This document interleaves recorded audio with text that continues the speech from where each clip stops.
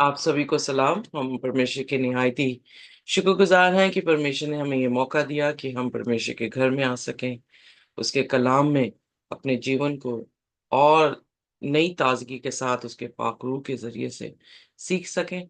हम शुक्र करते हैं प्रभु का कि पूरी रात भर हमें मीठी नींद दी, सुबह की रोशनी दिखाई और आज जो है हम निर्गमन उसका 15 अध्याय पढ़ने वाले हैं। जो कि बहुत ही ख़ास है, क्योंकि किस तरह से परमेश्वर ने उन्हें जो है मिस्र की गुलामी से निकाल कर अब जो है लाल समुद्र के उस पार जो है वो खड़ा कर दिया और वो इस पूरे नज़रिए को या नज़ारे को जिन्होंने विटनेस किया था, उसको एक गीत की तरह जो है वो गाते हैं। आज हम उसी गीत को जो है वो देखने वाले हैं। पर इससे पहले कि हम इस गीत को देखें, आइए अपने सिरों को झुकाएँगे और हम प्रार्थना में जाएँगे। हमारे स्वर्गीय खुदावंद, हम आपके शुक्रगुज़ार हैं प्रभु कि आप हमारे परमेश्वर हैं और आपसे बढ़कर कोई सामर्थ नहीं।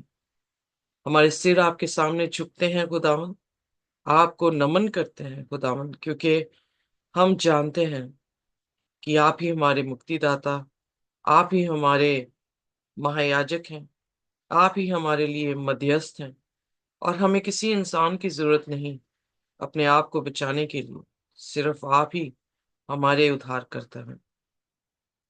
हम जब आपके शरण में आए हैं खुदावंद, हमें स्वीकार करें। हमारे गुनाह गलतियों को आप माफ़ कर दें प्रभु। हमारी सोचों ने अगर गलत सोचा है, हमारी आँखों ने गलत देखा है, हमारे कानों ने गलत सुना है, हमारी ज़ुबान ने खुदावंद गलत बोला है, तो हम उसकी क्षमा चाहते हैं। हमें सिखाएँ ताकि हम खुदावंद गलत ना करें, बल्कि आपकी रास्तबाज़ी हमारे में देखने वाली हो सके। आप हमारे में बढ़ें और हम घटते जाएँ। आप बोलें और हम सुनें। खुदावंद, कोई भी ऐसा शब्द हमारी ज़ुबान से ना निकले जो आपके गॉस्पेल को खराब करे, बल्कि हर एक वो शब्द हमारी ज़ुबान से निकले जो आपके गॉस्पेल को बयान करे। आपके दासों के ज़रिए जो कलाम लिखा गया है खुदावंद, हमारी ज़िंदगियों में वो कलाम उतरे ताकि हम आपकी दूसरी आमद के लिए तैयार हो सकें। जहाँ पर भी हमारी ज़िंदगियों में रुकावटें हैं, अंधविश्वास है खुदावंद, उन सभी चीज़ों को आप दूर कर दें। अपना दाहिना हाथ बढ़ा के खुदावंद हमें आशीष दें, बरकत दें और अपनी पाक रूह से भरें। इस प्रार्थना को यीशु के नाम से मांगते हैं। आमीन। आमीन। तो आइए देखते हैं निर्गमन उसका 15 अध्याय। सिस्टर तारंग जो है हमारे लिए हिंदी में और इंग्लिश में NRSV बाइबल सोसाइटी की ऑनलाइन बाइबल है, उसको हम जो है वो देखेंगे। जी सिस्टर, पहले वचन से। हाँ जी। निर्गमन चैप्टर 15। मूसा का गीत। तब मूसा और इस्राएलियों ने यहोवा के लिए यह गीत गाया। उन्होंने कहा, मैं यहोवा का गीत गाऊंगा, क्योंकि वह महाप्रतापी ठहरा है।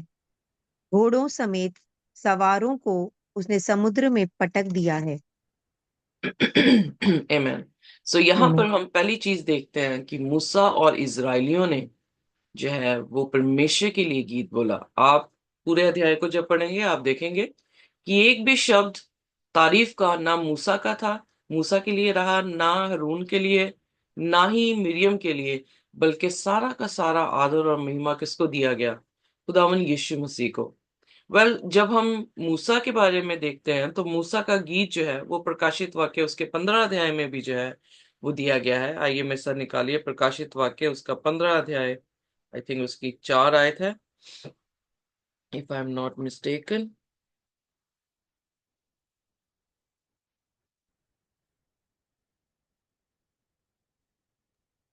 हे प्रभु, कौन तुझसे न डरेगा?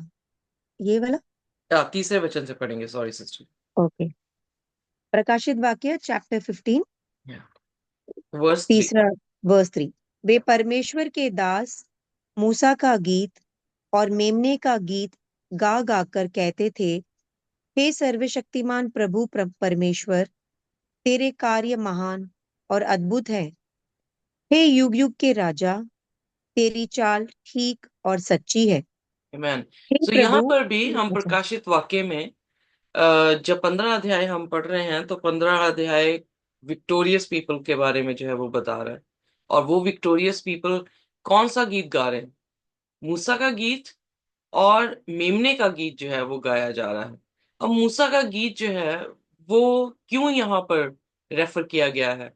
तो मूसा का गीत इसलिए रेफर किया गया है ताकि हम वापस जाकर एक्सोडस उसका 15 अध्याय पढ़े, जहां पर मूसा और उस पूरे इजरायलियों ने जो है वो गीत को गाया। ये सिर्फ पास कहानी नहीं है, बल्कि ये फ्यूचर का भी इवेंट है, फ्यूचर की भी कहानी है। फ्यूचर में भी शायद हम जो है इस कहानी के हिस्सेदार हैं, अगर हम चाहें तो। अगर हम नहीं चाहेंगे तो शायद हमारा जिक्र ही होगा कि किस तरह से हम पानी में जो है वो डूब कर मर गए। पर अगर हम इस क्राउड के बीच में हुए जिन्होंने नया गीत गाया, आइए देखते हैं प्रकाशित वाक्य उसका 14 अध्याय, उसकी भी तीसरी आयत जो है हम पढ़ेंगे। वे सिंहासन के सामने और चारों प्राणियों और प्राचीनों के सामने एक नया गीत गा रहे थे। उन 1,44,000 जनों को छोड़ जो पृथ्वी पर से मोल लिए गए थे, कोई वह गीत न सीख सकता था। तो यहाँ पर भी हम देख रहे हैं कि 1,44,000 जो धरती में से बचाए गए हैं, यानी रिडीम हुए हैं, अंग्रेजी शब्द में आया, जो रिडीम हुए हैं, उनकी उनको जो है एक नया गीत दिया गया। अब इतना ही नहीं, हम भजन संहिता में भी उसकी 40 उसकी 3 आयत में जो है हम देखते हैं कि खुदा एक नया गीत अपने अपनी अपनी कौम को जो है वो देगा। मूसा के टाइम में भी हम देख रहे हैं, आप पढ़ सकते हैं, आप खोल सकते हैं भजन संहिता उसका 40 उसकी जी। 3। उसने मुझे एक नया गीत सिखाया जो हमारे परमेश्वर की स्तुति का है। बहुतेरे यह देखकर डरेंगे और यहोवा पर भरोसा रखेंगे। आमेन। सो यहाँ पर भजन लिखने वाला भी बयान कर रहा है कि परमेश्वर हमें एक नया गीत दे रहा है। और उसकी भजन करने का मतलब, आप देखें कि एक नया गीत क्यों दिया जा रहा है? रिडीम हुए हैं, तारीफ किसकी कर रहे हैं? खुदा की कर रहे हैं, राइट। और उनके आंकड़ा दिया गया है जो 1,44,000 है, जो फ्रैक्शन 12 का बनता है, जो 12 लीडरशिप को जो है वो दिखा रहा है। सो यहाँ पर भी मूसा का जो गाना है, मूसा जो है वो लीडर है।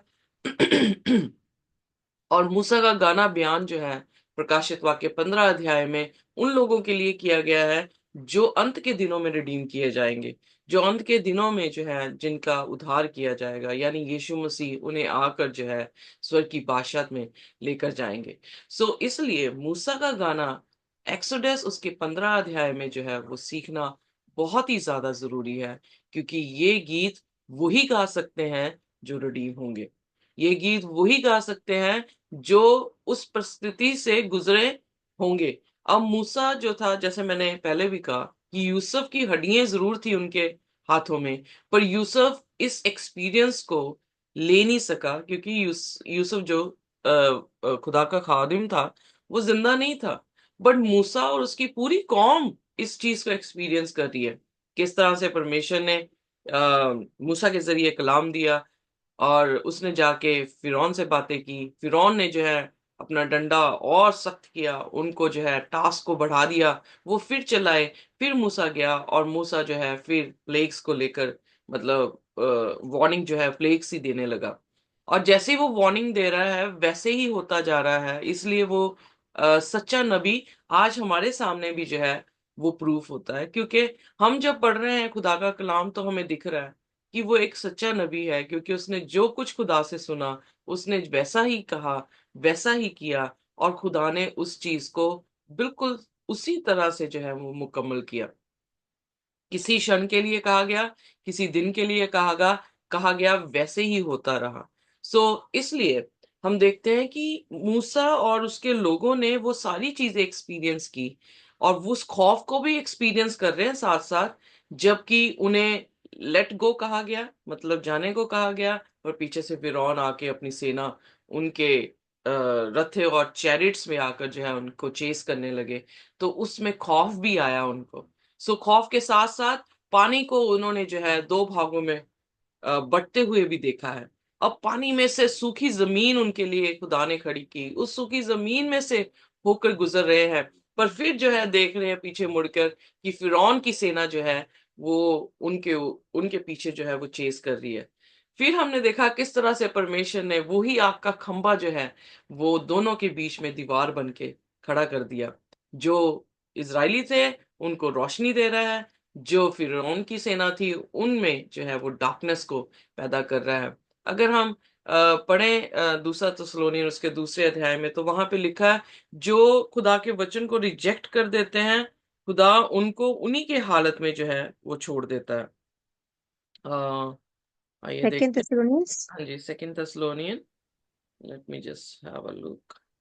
उसकी 11वीं आयत, second Thessalonian second chapter and 11th verse. इसी कारण परमेश्वर उनमें एक भटका देने वाली सामर्थ्य को भेजेगा कि वे झूठ की प्रतीति करें, ओके, सो ताकि जित 10वीं आयत, सिस्टर जी सॉरी, 10वीं आयत से पढ़ दें।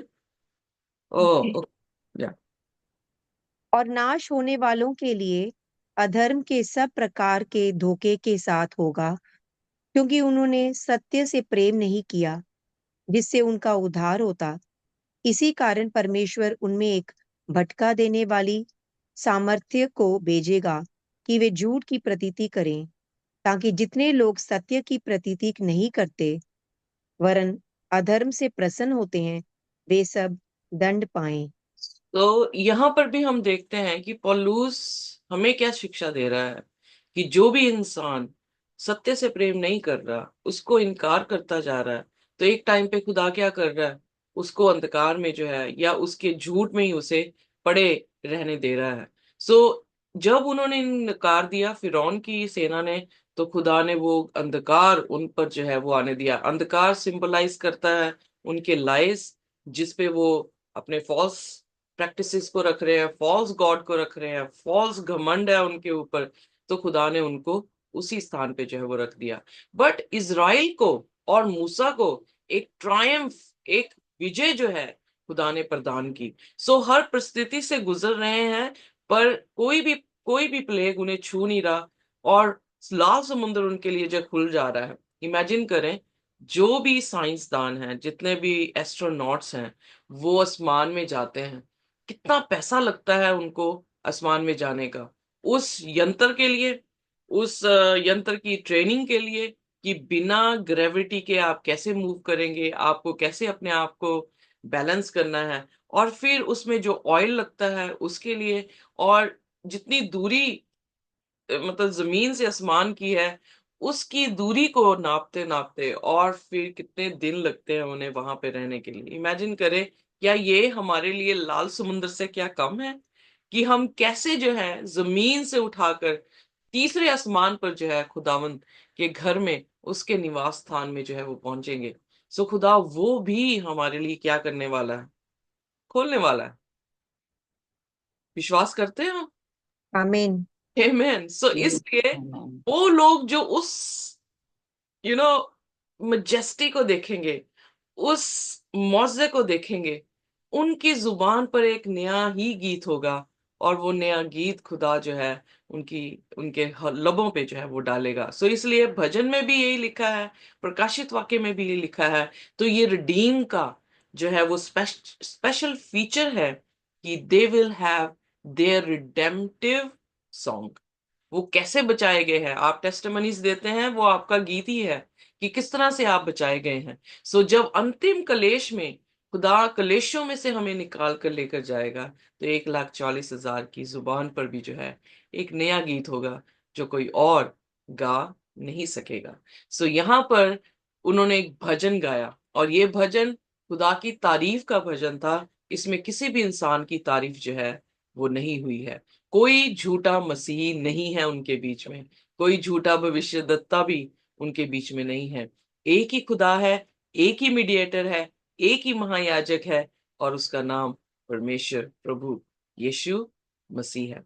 सो आइए, पहली चीज, इससे पहले कि हम उस नए गीत को सीखें या गाएंगे किसी आने वाले समय में, आइए हम सबसे पहले अपना एक ही परमेश्वर रखें, प्रभु यीशु मसीह, ताकि हम सिर्फ उसकी इबादत करें, उसके कहने पे चले, ताकि खुदा हमारे लिए रास्ता खोले, और जब वो हमारे दुश्मनों पर प्लेग भी डाले, तब भी वो प्लेग हमें छू कर ना जा सके।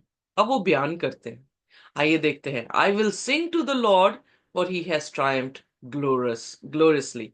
सो खुदा ने, ग्लोरियस वर्ड जो है ग्लोरी से आता है।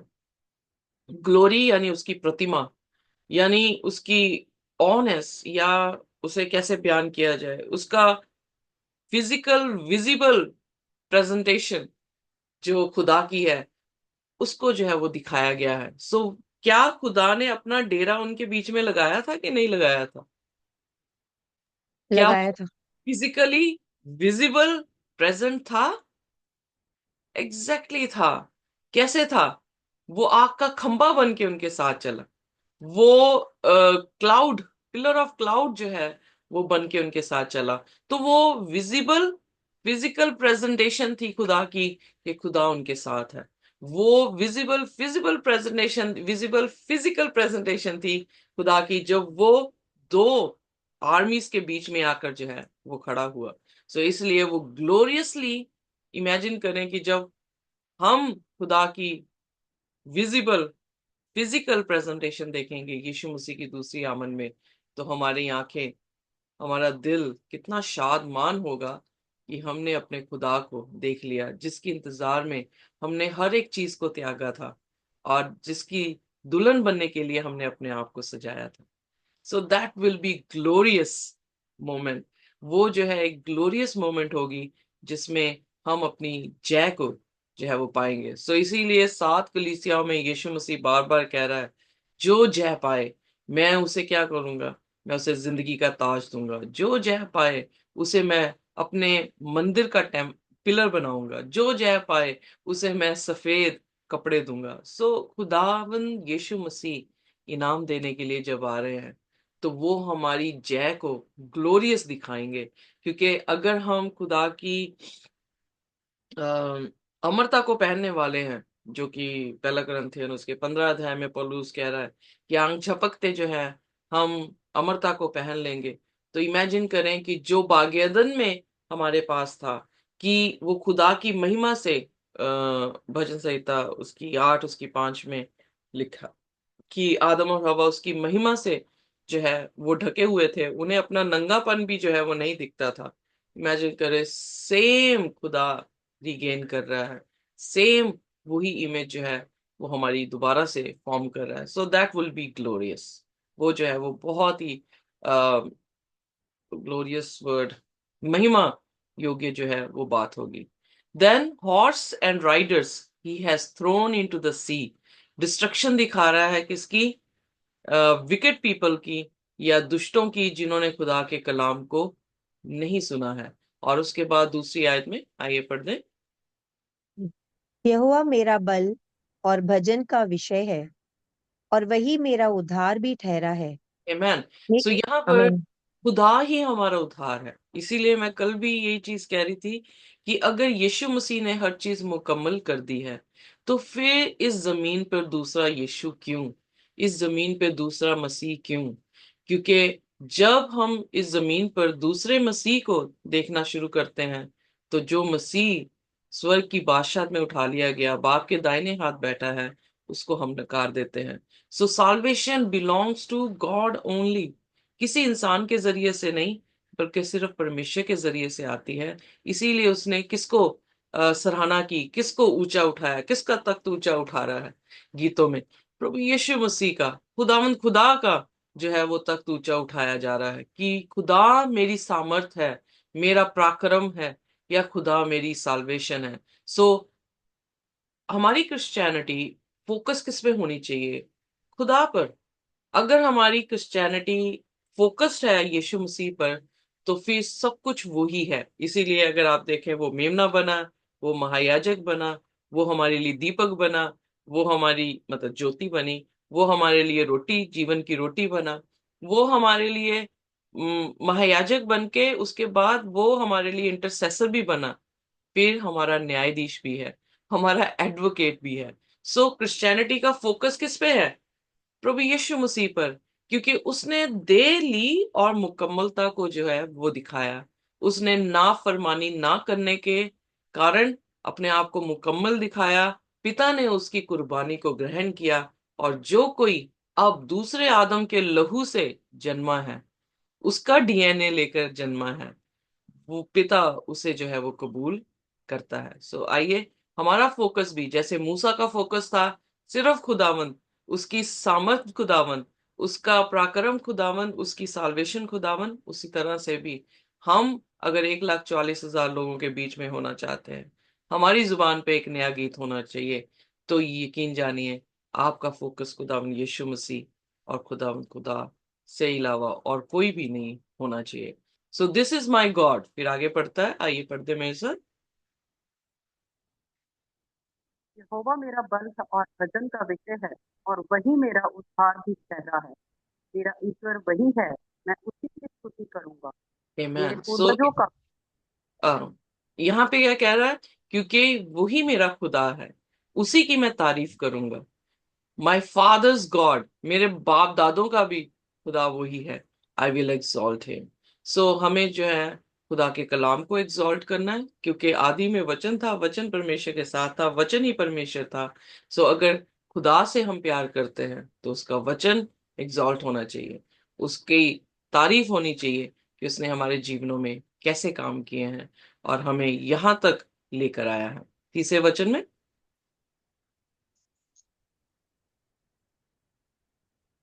जी, यहोवा युद्ध है, उसका नाम यहोवा है। Amen. सो यहोवा ही युद्ध है। इसीलिए बाइबल में क्या लिखा है? योद्धा, परमेश्वर सॉरी, यहोवा योद्धा है, योद्धा है। Okay, thank you very much. उसका नाम तो वॉरियर है। सो परमेश्वर, युद्ध भी खुदा को ही बिलोंग करता है, और युद्ध लड़ने वाला भी कौन है? खुदा यीशु मसीह है। सो लाइक इन शब्दों से, इन टर्मिनोलॉजी से हमें ये पता लगता है कि खुदा जो है वो हमारे लिए सब कुछ कर रहा है। यू नो, सिर्फ एक औरत को क्या कहा गया है? अपने आदमी के अधीन होने के लिए कहा गया है। इफिसियों उसके 5 उसकी 25 आयत में औरत को कहा गया है कि वो अपने आदमी के अधीन हो जाए। सो अगर प्रभु यीशु मसीह दुल्हा है और हम कलेक्टिवली चर्च जो है उसकी दुल्हन है, तो फिर एक दुल्हन का काम क्या है? जैसा वो कहे वैसा ही उसके सॉरी। हो जाए। सो जो पति का काम है, वो पति का काम क्या है?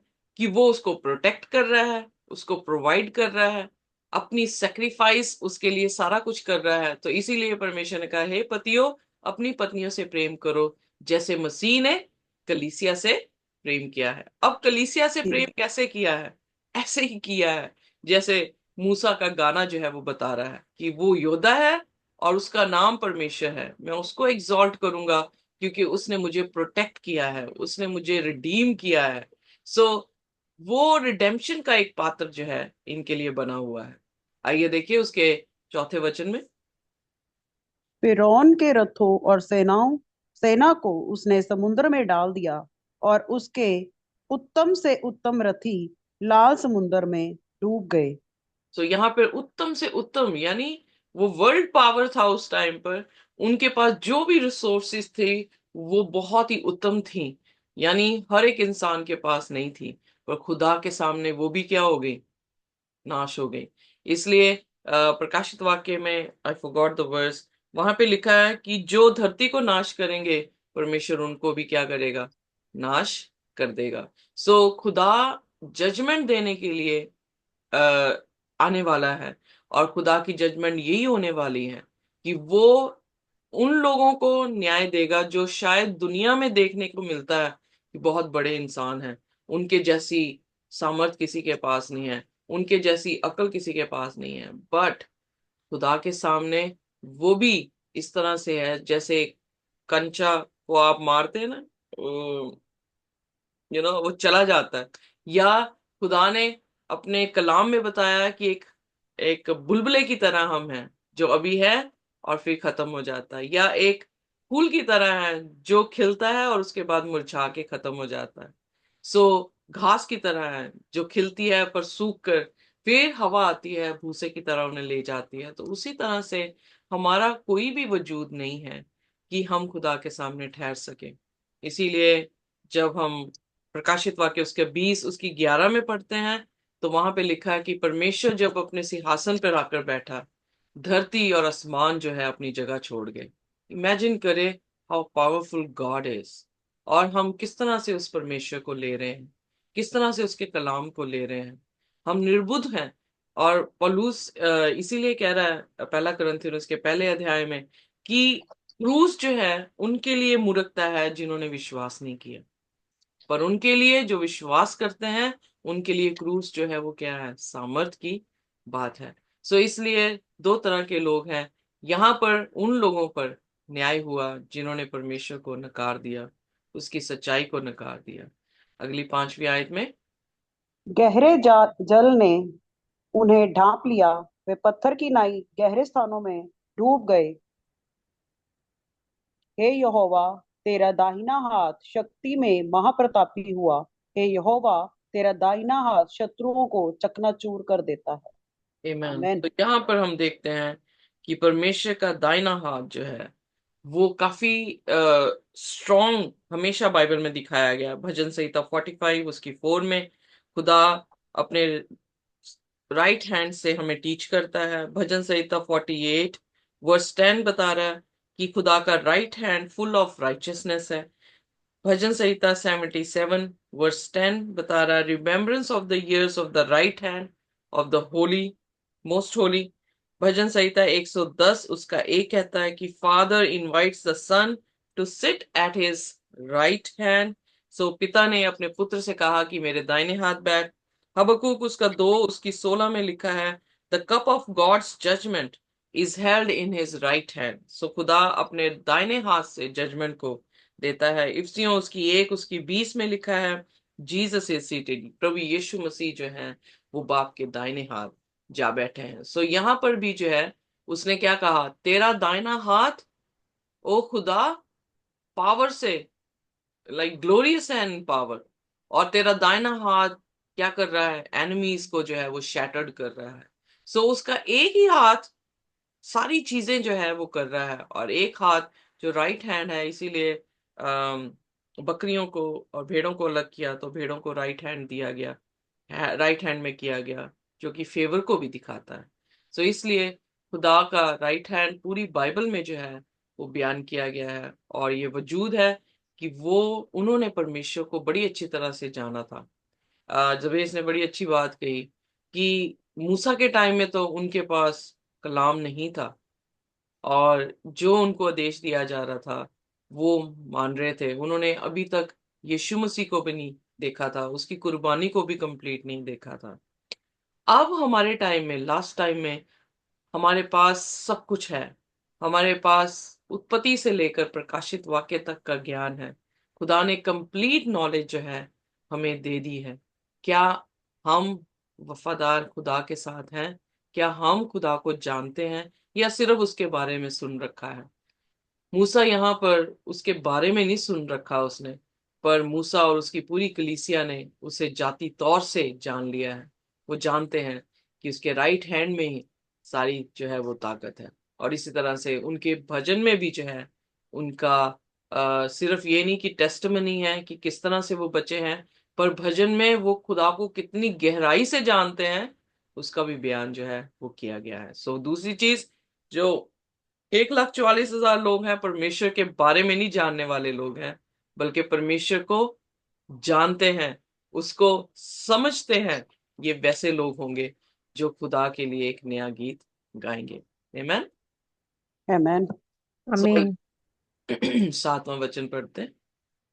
और तू अपने विरोधियों को अपने महाप्रताप से गिरा देता, तू अपना कोप भड़काता और वह भूसे की नाई भस्म हो जाते हैं। आमेन। सो यहाँ पर हम देखते हैं कि दुश्मन का वजूद कुछ भी नहीं है खुदा के सामने। अगर आज हम देखें कि वर्ल्ड पावर्स के पास इतने मिसाइल्स हैं, इतने प्लेन्स हैं, और जो कुछ भी है उनके पास, असला उसला जो भी है, सो अगर वो देखें कि वो कितना बड़ा है, खुदा के सामने वो कुछ भी नहीं है। इसीलिए ये भी जबेज ने मेरे रिमेम्बरेंस में इस आयत को दिया, जो कि प्रकाशित वाक्य उसका 20 अध्याय है, उसकी 11वीं आयत है। कोई भी जो है इसे पढ़ दे, वहां पर बयान किया गया है कि खुदा कितना विशाल है। प्राकर 20 का 11 sister. Ji ji ji please. फिर मैंने एक बड़ा श्वेत सिंहासन और उसको जो उस पर बैठा हुआ है देखा। उसके सामने से पृथ्वी और आकाश भाग गए और उनके लिए जगह न मिली। मैन, देख सकते हैं क्या जमीन हम्म, और आसमान भाग सकते हैं? नहीं ना। हमारे जहनों में वो स्थाई है, पर जब खुदा अपने तख्त पे बैठता है, जब खुदा अपने यानी न्याय के समय में आएगा, तो क्या होगा? जमीन और आसमान भी उसके सामने से जो है वो भाग जाएगी, यानी डिसअपेयर जो है वो हो जाएगी। सो अगर जमीन और आसमान डिसअपेयर है, जो कि इतने सालों से बनी है, इंसान तो 80 साल जीता है, 90 साल जीता है, 120 साल जी लेगा, उसके बाद क्या है? उसकी जिंदगी, उसकी आयु जो है वो खत्म है। पर जो स्थायी रहा है 6000 साल तक, जमीन और आसमान, वो भी उसके सामने क्या, टल जाएंगे, उनके सामने रह नहीं पाएंगे। सो वो खुदावंद है जिसकी हम उपासना करते हैं, वो खुदावंद है जिसका कलाम हम पढ़ रहे हैं, वो खुदावंद है जो हमें लेने के लिए आ रहा है।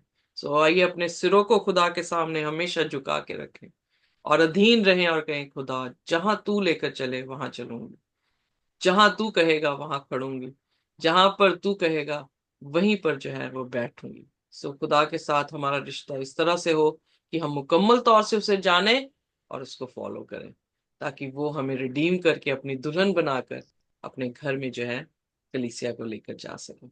फिर उसके बाद 8वें वचन में, और तेरी न्यायियों की सांस से जल एकत्रित हो गया, धाराएं ढेर की नाई थम गई, समुद्र के मध्य में गहरा जल जम गया। सो यहाँ, शत्रु ने कहा था, ओके, मेरा पीछा करूंगा, मैं जा पकड़ूंगा, मैं लूट के माल को बांट लूंगा, उससे मेरी जी भर जाएगा, मैं अपनी तलवार खींचते ही अपने हाथ से उनको नाश कर डालूंगा। तो यहाँ पर हम देख रहे हैं कि एनिमी क्या सोच रहा था, पर उसकी सोच के बिल्कुल विपरीत खुदा ने जो है उसके साथ किया है। हम देखते हैं कि खुदा जब प्रकाशित वाक्य हम पढ़ रहे थे, तो प्रकाशित वाक्य में भी वहां पे बयान किया गया है कि खुदा किस तरह से हमारे दुश्मनों को, यानी इस संसार में जो लोग शैतान के साथ एकता करेंगे, उन लोगों को किस तरह से जो है खत्म करने पर है। जब हम 16 अध्याय इसका पढ़ते हैं, तो 16 अध्याय में वो बार बार जिक्र कर रहा है कि वो प्लेग्स, 7 प्लेग्स जो है वो देगा। और उसके बाद क्या हो रहा है, आइए देखिए 16 की 19 आयत से, 18, 18 से, 17 से पढ़ते हैं। और इजरायलियों ने वैसे ही किया, और किसी ने अधिक और नो किसी नो ने नो थोड़ा नो, बतौर। सिस्टर जी, Revelation chapter 16 okay, verse 17 onwards. ठीक। जी मैं पढ़ती हूँ। जी जी वर्स 17 ऑनवर्ड्स। जी। सातवें स्वर्गदूत ने अपना कटोरा हवा पर उंडेल दिया और मंदिर के सिंहासन से यह बड़ा शब्द हुआ, हो चुका। इट फिर इज। बिजलियां चमकी और शब्द और गर्जन हुए और एक ऐसा बड़ा भूकंप आया कि जब से मनुष्य की उत्पत्ति पृथ्वी पर हुई, तब से ऐसा बड़ा भूकंप कभी ना आया था। इससे उस बड़े नगर के 3 टुकड़े हो गए और जाति जाति के नगर गिर पड़े। और बड़े बेबीलोन का स्मरण परमेश्वर के यहाँ हुआ कि वह अपने क्रोध की जलजलाहट की मदिरा उसे पिलाए। और हर एक टापू अपनी जगह से टल गया और पहाड़ों का पता न चला।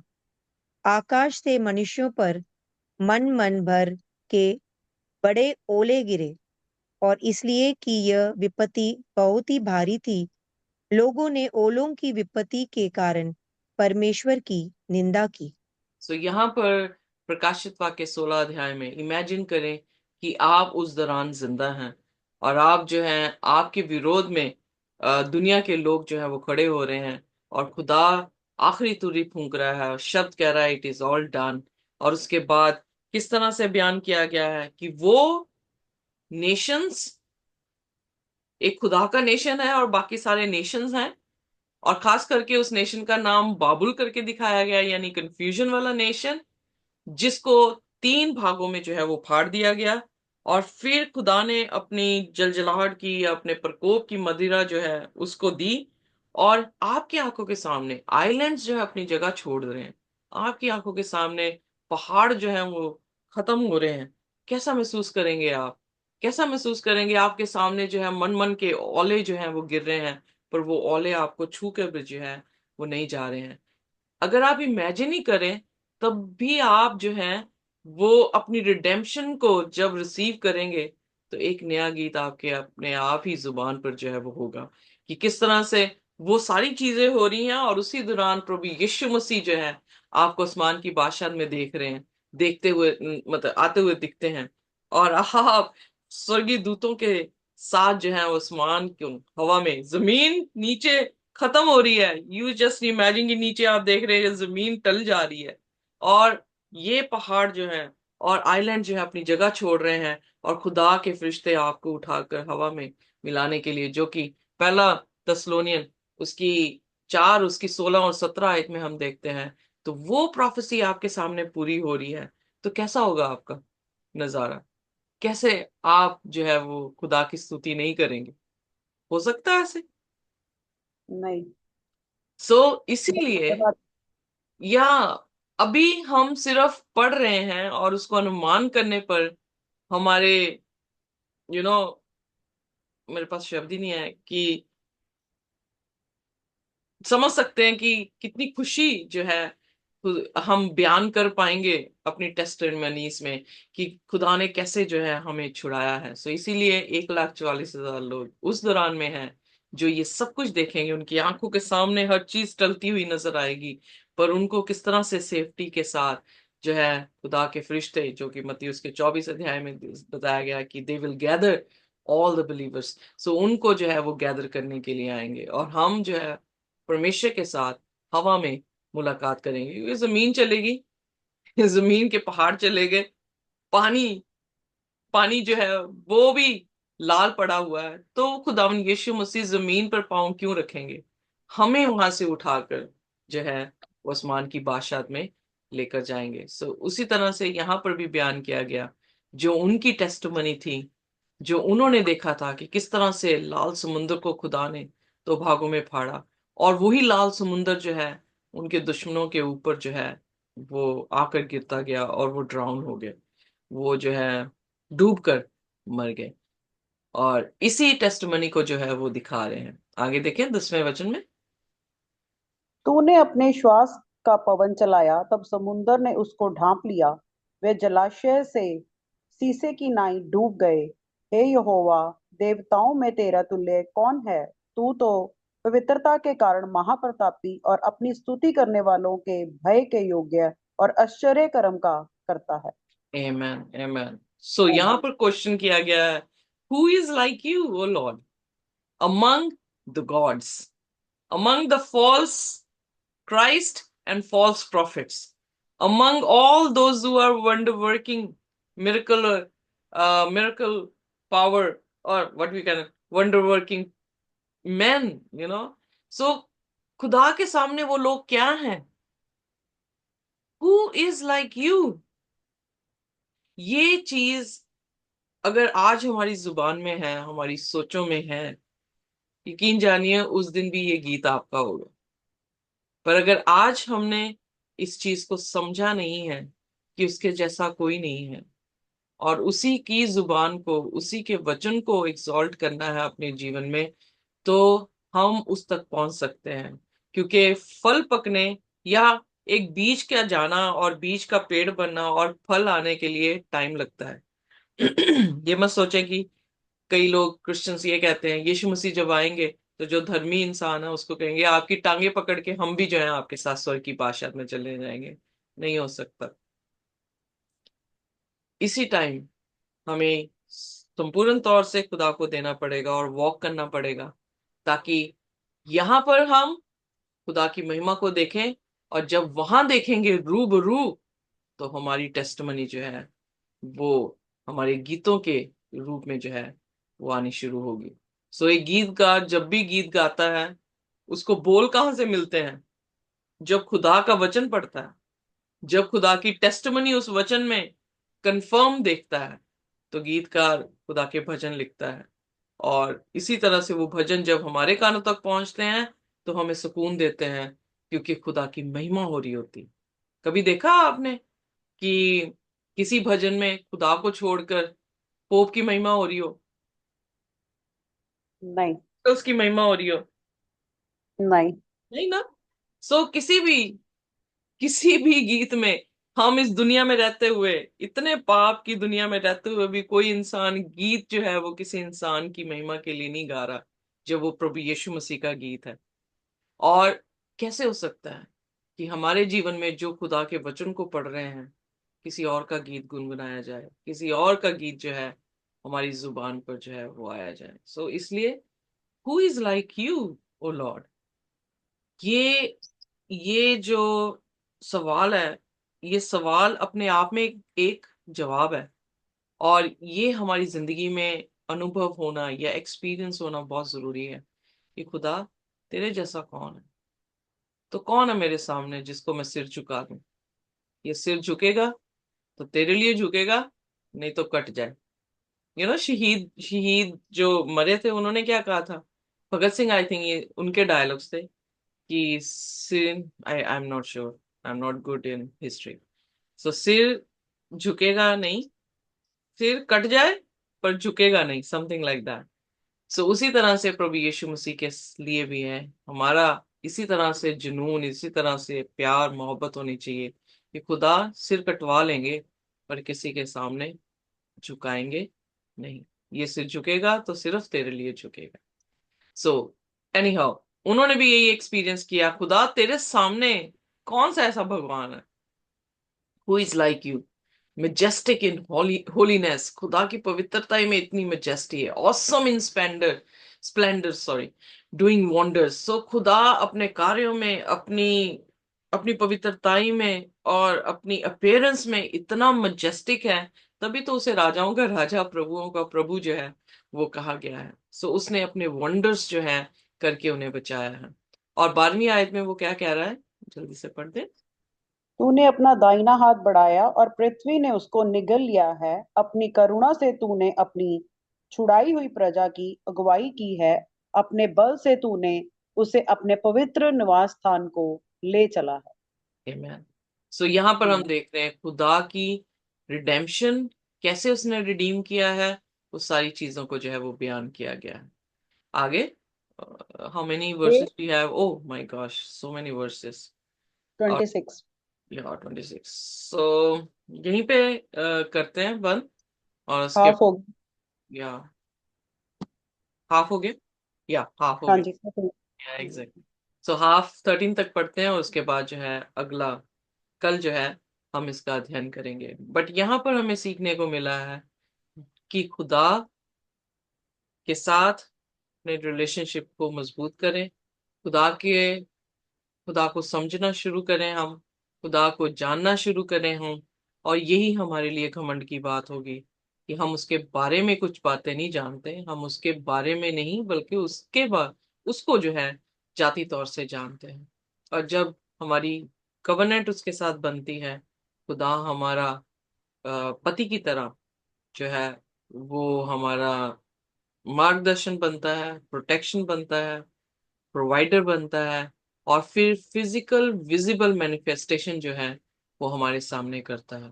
और एग्जैक्टली यही अंतिम दिनों के लोगों के साथ भी होने वाला है। तो हम भी इस भीड़ में कहीं ना कहीं जो है वो शामिल है।